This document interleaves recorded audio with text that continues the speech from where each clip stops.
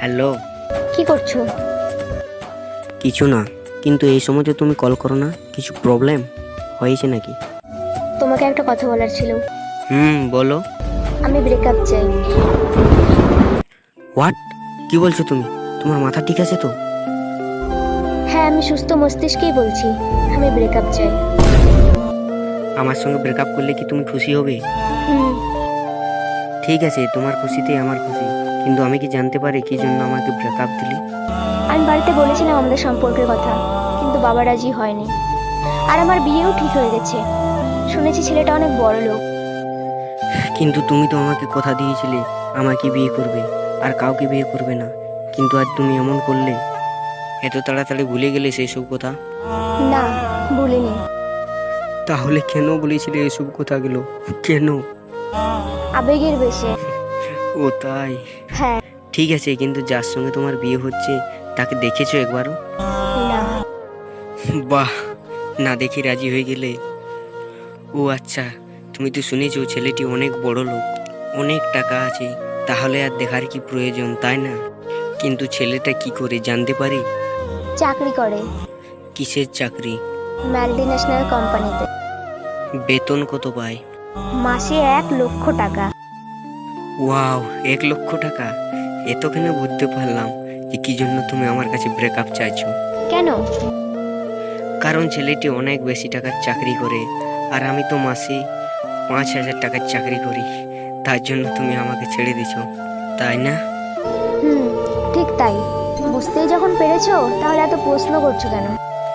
তোমাকে জোর করে ধরে রাখার মতো আমার ক্ষমতা নেই। তুমি ভালো থেকে সুখে থাকো, এই কামনাই করি। খুব ভালো থাকো। Good bye. বুক ফেটে আসে কান্না, দু চোখে ব্যথার বন্যা।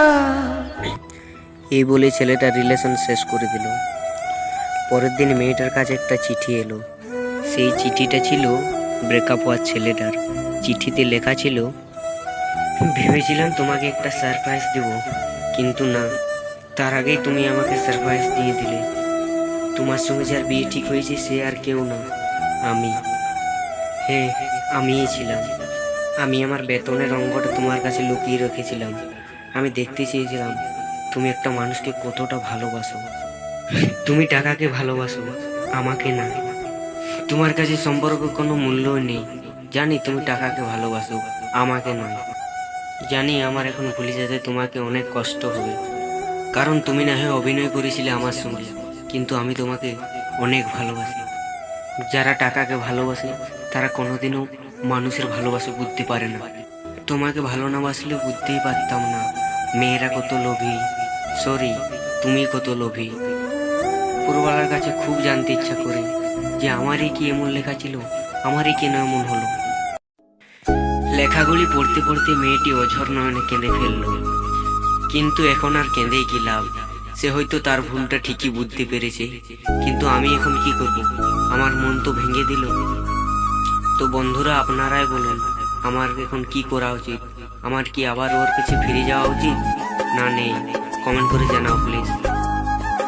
ফ্রেন্ড, ভিডিওটি যদি ভালো লেগে থাকে অবশ্যই একটা লাইক করে দাও, আর এই চ্যানেলে নতুন হয়ে থাকলে সাবস্ক্রাইব করে ঘন্টা বাজিয়ে দাও। তো হে গাইস, ভিডিওটি কেমন লাগলো আপনাদের? যদি ভালো লাগে থাকে লাইক কমেন্ট শেয়ার করে দিও, আর সাবস্ক্রাইব করতে ভুলো না।